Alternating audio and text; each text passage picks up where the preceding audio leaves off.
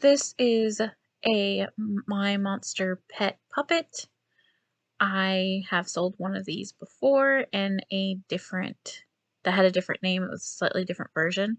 This one is called Gwonk, and I got this guy at a thrift/consignment store for $5. The shipping and fees for this guy were $9. It sold for $65, and the profit on him was $51. Now, this one was in a thrift haul video last month, so I will link to that so you can see when I bought it.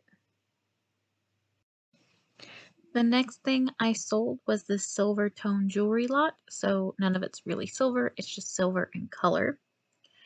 And how I count the cost on any of my lot jewelry is as 0, and that's because, let's say I buy a jewelry jar, and I go through it and I find 20 pieces of jewelry that I can sell, just outright sell.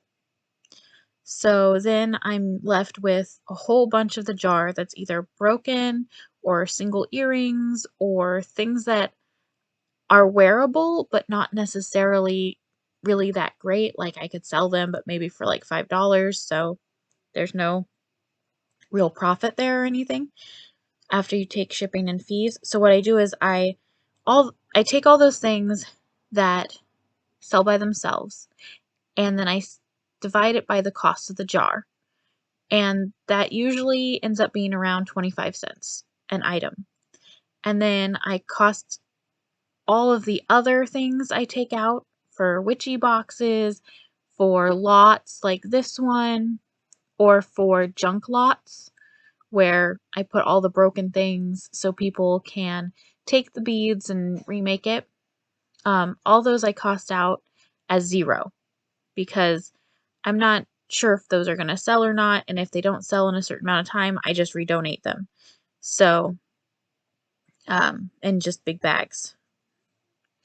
So yeah, so this jewelry lot cost me, in my estimations, of 0 because all of the sellable items already paid for the jewelry jar. And the shipping and fees on this guy were about $4. It sold for $10, so I got a profit of $6. So this is a Magic card, Magic the Gathering card. My husband collects them, and he'll get a big box of them, save a bunch for his collection, and then give me a bunch to sell. If anything's worth more than $1 or so, I typically just put it up. It gets lots of views in the shop. It has really low shipping and fees,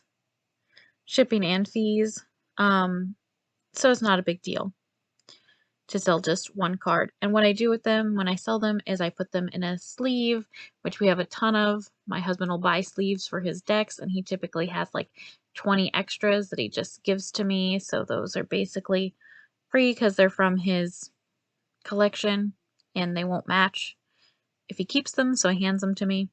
So I put them in a sleeve, I put them in a greeting card, and then I just send them out with the 55-cent stamp, and we're good to go. So this is a Howling Golem. It is a holofoil card. The shipping and the cost was 0 since it came from my husband's collection. The shipping and fees were 60 cents. It sold for $1.55, so I made a profit of 95 cents. Here, the profit's not the important thing, it's that it brings a lot of eyes into the shop. A lot of people are looking at it, and then they look at other things, and I tend to do really well with Magic cards. And with Magic cards, you have to have a reputation if you're selling on a platform like eBay or something for having good quality cards, and so they can look back and see that I have sold some very, very expensive Magic cards as well as some not very expensive Magic cards, and every time the customer has been happy. So the more Magic cards I sell, when I come around to selling that $50 to $75, because there are some Magic cards that are worth a lot, and I have sold them, when I come to selling those big ticket ones, they know they can trust me. So I like to sell these lower ones too sometimes. If you haven't seen some of my other videos, I sell witchy boxes. Their subscription service where you get a customized box of witchy and pagan items. And so this is one of those that sold. It was one of a 6-month subscription. The cost of the box cost me $3.30. If you want to know how I managed to keep my costs so low, there are some videos on what exactly I put in my witchy boxes and how I average out the cost of them. The shipping and fees on this one were lower than normal. They were $6 because it was light enough to send first class as opposed to priority like I have to sometimes. Usually they are shipped in a flat rate bubble envelope, but if I get them light enough, then I can ship them first class. So this one went for $6. It sold for $16.66. That's just how much a 6-month subscription divides into for each box. The profit on this box was $7.36. So this is the second witchy box I sold this week. It's also part of a 6-month subscription. It's less I sold them and more this is just the month that I need to, the week that I've sent out a couple of my October boxes. So for the subscriptions. So this one I also was able to keep the fees pretty low. So the shipping fees. So the cost of this box was $3.43. The shipping fees were $6. It sold for $16.66, just like the last one. And the profit was $7.23 on this one. I got this bracelet in a jewelry jar. It cost about 25 cents. The shipping and fees were $4. It sold for $8 on a offer, and the profit was $3.75. So I have a bunch of buttons that my mother-in-law gave me that she bought in the 80s, and I lotted them up by type and color. They've been selling pretty steadily. This is a lot of these round vintage blue buttons. There's 6 of them all together.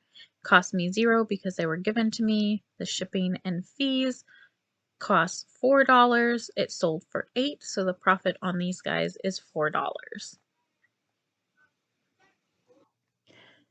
So sometimes I buy things just so I can research them and find out more about them. This is an Indiana Glass Company juice cup. It's very, very pretty. It's vintage. Now that I know more about it, I would probably pick it up in sets of 2 or 4 to sell as opposed to buy themselves. Or just if I could get only a single one, I would just put it in a witchy box as a goblet. But I bought this at a thrift store for $1. The shipping and fees were $5. Sold it for $12, so the profit was $6. So all in all, I made a pretty good profit on it regardless. But yeah, if I could have, there was more there, but I didn't know about it, so I only grabbed the one. Next time I see them in a big group and they're $1, I will definitely get them. These Art Deco style earrings I got in a jewelry box, like a lot of jewelry a long time ago. So the cost was 25 cents about. The fees and shipping were about $4. I sold these on offer for $8. I've had a lot of jewelry that's been up for a long, long time, so I'm starting to take offers on it, and it typically the offers are around $8. Yes, meow, meow, meow. My cat's just meowing. I don't know why. So if you can hear her in the background. So the profit on this was about $3.75. And last, we have these really weird, I don't even know what to call them. It's like a mandala, and it looks kind of like a shield, but I swear those are shrimp around the outside. But it looks really cool, but it looks like shrimp to me. I'm not sure what those are supposed to be, if they're supposed to be fish or what. But I don't know. The shrimp earrings, the shrimp shield earrings just make me laugh. But yeah, I got these out of a jewelry jar for 25 cents. It was about $4 for shipping and fees. They sold for 8 on offer. I keep my jewelry up for a certain amount of time, and then I just drop the price to $8 to just get rid of it.